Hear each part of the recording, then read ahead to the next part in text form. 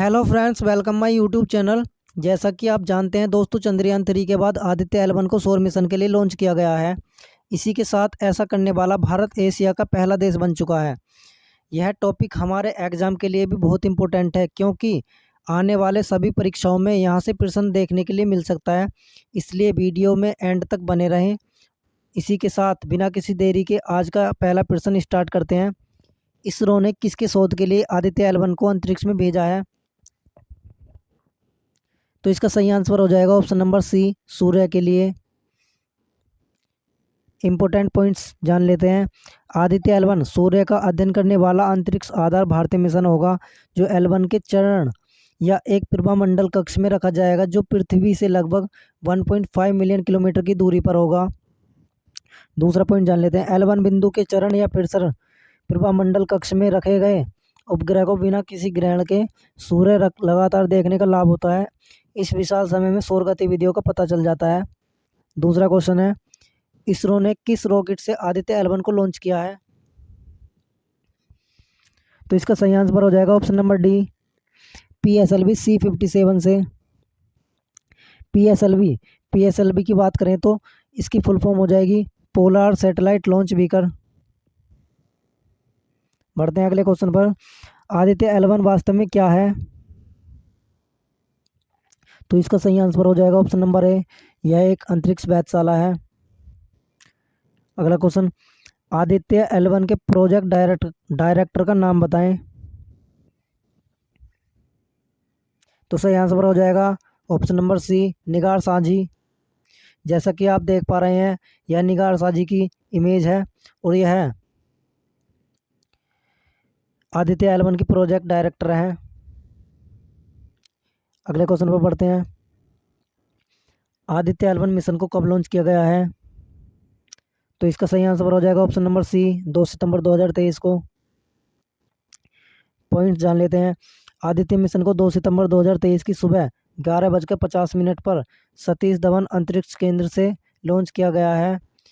सतीश धवन अंतरिक्ष केंद्र श्रीहरिकोटा, आंध्र प्रदेश में स्थित है। आदित्य एल 1 मिशन में एल से क्या तात्पर्य है?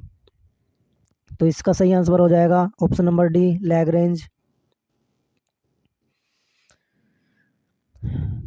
तो जान लेते हैं इन पांचों पॉइंटों के बारे में। L2 L3 हमारे किसी काम का नहीं है, क्योंकि L2 पृथ्वी के पीछे है और L3 सूर्य के पीछे है। इसलिए इन तीनों पॉइंटों में हमने L1 पॉइंट को चुना है, क्योंकि L1 पॉइंट एक ऐसा पॉइंट है जहां पर सूर्य और पृथ्वी का गुरुत्वाकर्षण बराबर हो जाता है। इसलिए हमने L1 पॉइंट को चुना है। और एक कारण यह भी है कि L1 पॉइंट सूर्य से सबसे कम दूरी पर स्थित है। पॉइंट जान लेते हैं। लैग्रेंज बिंदु, सूर्य के केंद्र से पृथ्वी के केंद्र तक एक सरल रेखा खींचने पर जहां सूर्य और पृथ्वी के गुरुत्वाकर्षण बल बराबर होते हैं, वह लैग्रेंज बिंदु कहलाता है। पढ़ते हैं अगले क्वेश्चन पर। आदित्य एल 1 मिशन को किस अंतरिक्ष एजेंसी ने लॉन्च किया है? तो सही आंसर हो जाएगा option number C, ISRO. Important points जान लेते हैं। इसरो यानी इंडियन स्पेस रिसर्च ऑर्गेनाइजेशन, मुख्यालय की बात करें तो इसका मुख्यालय बेंगलुरु में स्थित है, जो कर्नाटक में है। अध्यक्ष एस सोमनाथ हो जाएंगे और स्थापना हुई थी 15 अगस्त 1969 में। और संस्थापक हैं इनके विक्रम साराभाई। अगला क्वेश्चन, आदित्य एल 1 सूर्य पृथ्वी प्रस्तुति से एल पॉइंट के पास किस ऑर्बिट में स्थापित किया जाएगा? तो इसका सही answer option number A, hello orbit.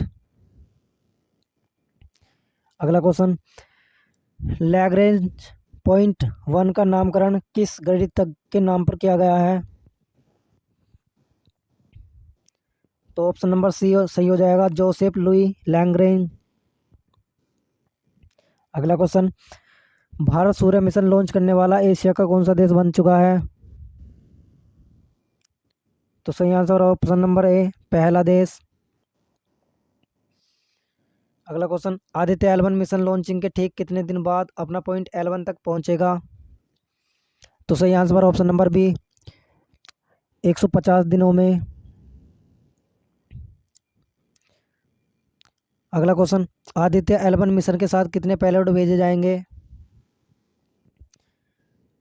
जैसा कि आप इमेज में देख पा रहे हैं, तो सही answer option number D, 7 payload.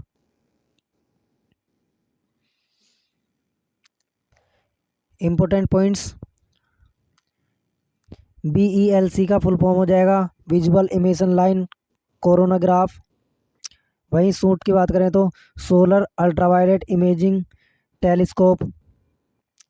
और तीसरे पॉइंट की बात करें तो solar low energy x-ray spectrometer. चौथा पॉइंट की full form plasma analyser package for Aditya. और वहीं छठा Aditya solar wind particle experiment. अगला point high energy L1 orbit x-ray spectrometer. तो जान लेते हैं इन पेलोडों का काम क्या होता है। VELC की बात करें तो सूर्य के वायुमंडल के सबसे भारी भाग कोरोना और सूरज में होने वाले विस्फोट चुनाव की गतिविधियों का अध्ययन करेगा।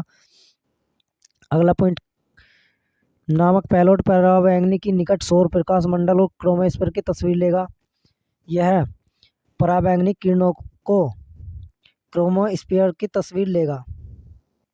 अगला पेलोड क्या करेगा, उच्च एनर्जी और सूर्य से आने वाली एक्सरे किरणों का अध्ययन करेगा ये बार। और PA पॉइंट क्या करेगा, पेलोड क्या करेगा, सौर पवन शक्ति आयनों के साथ साथ उनके ऊर्जा वितरण का अध्ययन करेगा। और ASPEX प्लाज्मा का अध्ययन करेगा। HELIOS उच्च एक्सरे किरण सूर्य से आने वाली उनका अध्ययन करेगा। और एक है मैग्नोमीटर, वह सूर्य के चुंबकीय क्षेत्र का पता करेगा। अब बढ़ते हैं अगले क्वेश्चन पर। इसरो के आदित्य L1 मिशन के प्रधान वैज्ञानिक कौन है? तो सही आंसर ऑप्शन नंबर सी हो जाएगा, शंकर सुब्रमण्यम। अगला क्वेश्चन, आदित्य L1 सौर मिशन का कुल द्रव्यमान कितना है? तो इसका सही answer option number C, 1475 kilogram. इसी के साथ 15वां क्वेश्चन, आदित्य L1 मिशन के पहले पेलोड का द्रव्यमान कितना है? तो इसका सही आंसर ऑप्शन नंबर है 244 किलोग्राम। तो अब जान लेते हैं सूर्य से संबंधित महत्वपूर्ण प्रश्न। तो बताइए, पहला, सूर्य का तापमान कैसे मापा जाता है? तो इसका सही आंसर हो जाएगा पायरोमीटर से। अगला पॉइंट है, सूर्य की सबसे बाहरी परत को किस रूप में जाना जाता है? तो इसका सही आंसर हो जाएगा कोरोना। तीसरा पॉइंट, सूर्य की सतह का तापमान लगभग कितना होता है? तो ये होता है 6000 डिग्री सेंटीग्रेड।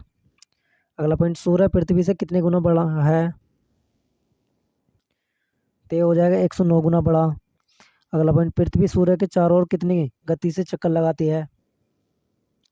सही आंसर हो जाएगा 30 किलोमीटर प्रति सेकंड। अगला पॉइंट, सूर्य का प्रकाश पृथ्वी तक आने में कितना समय लगता है? तो इसका सही आंसर हो जाएगा 8.16 मिनट। अगला पॉइंट, सूर्य के अंदर अधिक मात्रा में कौन कौन सी गैस पाई जाती हैं? तो सही आंसर हाइड्रोजन 70%, हीलियम 28% और शेष 2% गैसें पाई जाती हैं। अगला पॉइंट, सूर्य और पृथ्वी के बीच अधिकतम दूरी को क्या कहते हैं? तो सही आंसर अपसोर। अगला पॉइंट, सूर्य और पृथ्वी के बीच न्यूनतम दूरी को क्या कहते हैं? तो इसका सही आंसर हो जाएगा उपसोर। जैसे कि दोस्तों, आपने सूर्य से संबंधित प्रश्नों को देखा है। तो फ्रेंड्स, अगर हमारी वीडियो आपको पसंद आई हो तो चैनल को लाइक शेयर एंड सब्सक्राइब ज़रूर करें, जिससे आगे भी आप तक वीडियो पहुंचा सकते हैं। और दोस्तों, मिलते हैं अगली वीडियो में। तब तक के लिए जय हिंद, जय भारत।